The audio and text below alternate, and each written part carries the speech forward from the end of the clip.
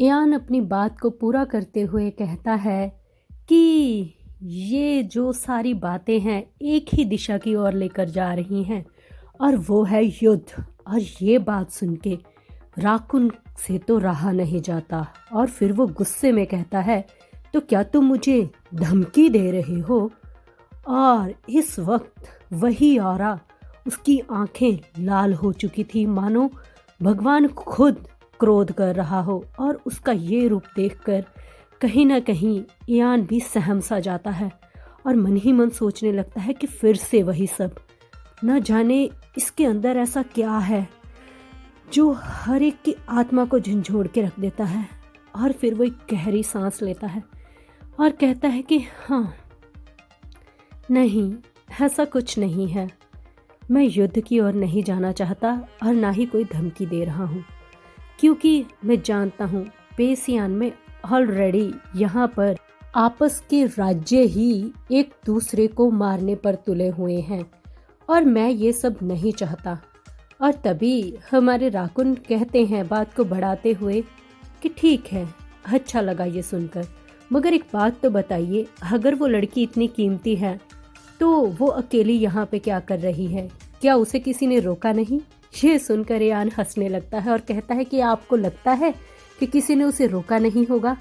हाँ, वो ऐसी है कि वो किसी की सुनती ही नहीं है। और तभी हमारे राकुन को भी याद आता है कि वो तो उसने भी बोल ही दिया था एक दिन उसे कि क्या तुम खुद को भगवान समझते हो? और फिर ईयान बात को आगे बढ़ाते हुए कहता है कि वो बाकी लड़कियों की तरह नहीं है। बाकी लड़कियों के सपने होते हैं कि वो पार्टीज देखे, दोस्त बनाएं, एक शादीशुदा ज़िंदगी बिताएं और बच्चे पैदा करें और अपनी सारी ज़िंदगी डेडिकेट कर दे अपने पति को। वो कुछ अलग है, उसे घूमना पसंद है, उसे दुनिया देखनी अच्छी लगती है और ये सब कुछ करके उसके चेहरे पर एक अलग सी रोशनी आती है।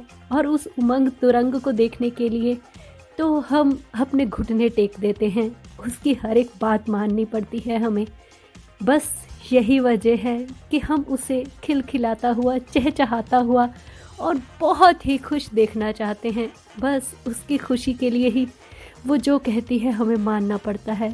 और ये सारी बातें सुनकर एकदम से राकुन भी अपने ख्यालों में खो जाता है और मन ही मन सोचने लगता है उस दिन को, जब वो सच में उसके सामने तैयार होकर खड़ी थी और वो चमक रही थी, चहक रही थी। ऐसे लग रहा था मानो सूरज धरती पे आ गया हो। उसकी मुस्कान कितनी खूबसूरत थी। और वो सोचने लगता है कि सच में इसी मुस्कान के लिए तो वो सब इसका कहा मान रहे हैं और इससे कौन जीत सकता है। और तभी फिर वो बात करते हैं कि फिर बताइए, आप आखिर चाहते क्या हैं हमसे? और तभी ईयान उनकी तरफ देखने लगता है और अपनी बात करने लगता है। और यहीं से ये सीन ख़त्म होता है और हम चलते हैं नेक्स्ट सीन में। यहाँ पर हम देखते हैं जब क्रोमवाल के दूत ईयान और निजान अपने बंदों के साथ यहाँ पर आए थे, तो जब इन पर ज़बरदस्ती से किसी ने हमला कर दिया था तब ये लोग अपने साथियों से अलग हो चुके थे और वो वहीं पेसियान में ठहर रहे थे। और वो सारे के सारे गार्ड आखिरकार राजमहल में पहुंच चुके थे। दूर से निजान और आशीना उन्हें देखकर काफ़ी खुश होते हैं और कहते हैं कि अरे वो देखो, हमारे लोग आ गए हैं। और वो लोग भी मिलकर काफ़ी खुश होते हैं इन सब से। और आशीना को तो देखकर सारे हैरान हो जाते हैं कि आशीना आखिर कर क्या रही है। और यहाँ पर फिर भी भर्त मिलाप होता है। वो अच्छे से बताती है कि मैं बस घूमते हुए यहाँ पर आ गई हूँ, आप सब लोग कैसे हैं? और वो लोग तो यहाँ पर आशीना को देखकर बहुत ज़्यादा एक्साइटेड हो जाते हैं। अरे तुम यहाँ पर कब आई, कैसे पहुँची, तुम ठीक हो, तुमने क्या किया? मतलब कितना कुछ होता है कि आखिर आप कैसे आई, ये सब कुछ देखकर आशीना तो घबराने लगती है। मगर तभी ईयान आता है और उसके कंधे पर हाथ रख देता है और कहता है कि क्या अब तुम अपनी छानबीन करनी बंद करोगे और इधर मेरी तरफ देखो। सबसे पहले तुम बताओ, आशीना यहाँ पर घूमते हुए आई है, वो बता चुकी है ना, मगर तुम लोग मुझे ज़रा ये बताओ कि तुम लोगों ने मुझे गार्ड करना था, मगर तुम लोग मुझे छोड़कर आसानी से घूम रहे हो, तुम लोगों को शर्म नहीं आती? और नासिर ये सब खड़ा देख रहा था कि ये लोग आपस में कैसे बातें करते हैं। और तभी उन गार्ड का जो मेन लीडर होता है वो सामने आकर कहता है ग्रेस बात सुने मेरी। और तभी हमारे यान कहते हैं कि हाँ बोलो। और फिर वो कहता है कि हाँ, आप कब से महल में बैठे हैं और मज़े से यहाँ पर शानो शौकत के साथ दावत खा रहे हैं और हमें वहाँ पर बिठा के रखा हुआ है। आप यहाँ पर पहले पहुँच गए थे तो आपको हमारी परवाह नहीं करनी चाहिए थी। और ये सारी बातें सुनकर अयान तो चौंक जाता है कि ये क्या बोल रहा है। और बेचारा नासिर तो एकदम से मतलब ऐसे सदमे में चला जाता है कि ये लोग आपस में कैसी बातें कर रहे हैं, हमारे यहाँ पर ऐसी बातें कभी नहीं होती। और तभी उनका जो चीफ होता है वो आगे आकर कहता है कि हाँ, तुम्हें अपने बंदों का ध्यान रखना चाहिए, तुम यहाँ पर मौज मस्ती कर रहे हो, दारू शारू पी रहे हो, हमें भी पूछो ना कोई दारू शारू के बारे में। हाँ, हमारे बारे में तो किसी ने सोचा ही नहीं है। और ये सारी बातें सुनकर एकदम से नासिर तो ये सोच रहा था कि मैंने सुना था क्रॉमवाल के बंदे बहुत ही ज़्यादा एक्साइटेड होते हैं, मगर ये हाल तो मैंने पहली बार देखा है। अगर हमारे करीम के सामने उसके बंदे ये बोले कि उन्हें भी दावत करनी है तो करीम तो उन्हें बोलेगा सर झुकाओ अभी मेरे सामने इसी वक्त। हाँ, मतलब ये चीज़ें तो कुछ अजीब ही हैं। और इधर बेचारा अयान उनकी बातें सुन के कहता है कि सच में तुम लोगों को मैनर्स किसने सिखाए हैं, पहले तुम लोग क्रॉमवाल वापस चलो, तुम लोगों को तो मैं अच्छे से सिखाऊंगा तुम्हारी बातें। और ठीक है, तुम्हें जो चाहिए ना दारू वारू मिल जाएगी, मगर अच्छे से रहना, ठीक है, ये हमारा इलाका नहीं है। और सब बोलते हैं हाँ हाँ क्यों नहीं। और इधर हम देखते हैं कि बेचारे नासिर और अशीना दूर खड़े एक दूसरे की तरफ देख रहे होते हैं, क्योंकि कहीं ना कहीं अब जो उलझने थी वो सुलझ रही थी। और अशीना उसे देखकर कुछ अजीब सा फील करती है और कहती है कि नासिर तुम ठीक हो। और नासिर कहता है कि हाँ मैं ठीक हूँ। और फिर वो चुप कर जाती है। मतलब एक अजीब सी उलझन थी, क्योंकि पहले इनके पास करने के लिए बहुत सारी बातें थी, क्योंकि शायद ये अजनबी थे, मगर अब एक दूसरे को जानने के बाद कुछ समझ में नहीं आ रहा होता कि कहाँ से स्टार्टिंग करनी चाहिए और कहाँ से नहीं। और नासिर उसे तिरछी नज़रों से देखने लगता है। और तभी हमारी अशीना कहती है कि मुझे माफ़ करना नासिर, मैंने झूठ बोला, तुमने मुझसे पूछा था कि क्या मैं क्रॉमवाल से हूँ, मगर मैंने तुम्हें सच नहीं बताया।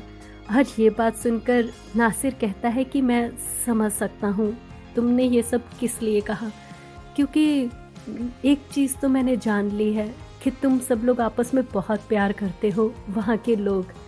हाँ, मुझे तुम्हारी असलियत पता चल चुकी है, क्योंकि यान जब आया था हमारे राकुन से मिलने तब मैं वहीं पर था और उन्होंने आपस में यही बातें की। और फिर देखते हैं हम कि यान कहता है हमारे राजा से कि वो भरपाई करने को तैयार है। हमारी हीरोइन ने जो कुछ भी गलतियाँ की हैं, जो कुछ भी यहाँ पर बुरा गलत कुछ भी किया है, मगर उसके बदले में वो सिर्फ यही चाहता है कि यहाँ पर इतने वक्त से जो कुछ भी हुआ उस वक्त को भुला दिया जाए और सब कुछ वैसे ही हो जैसे कि नॉर्मल पहले चल रहा था।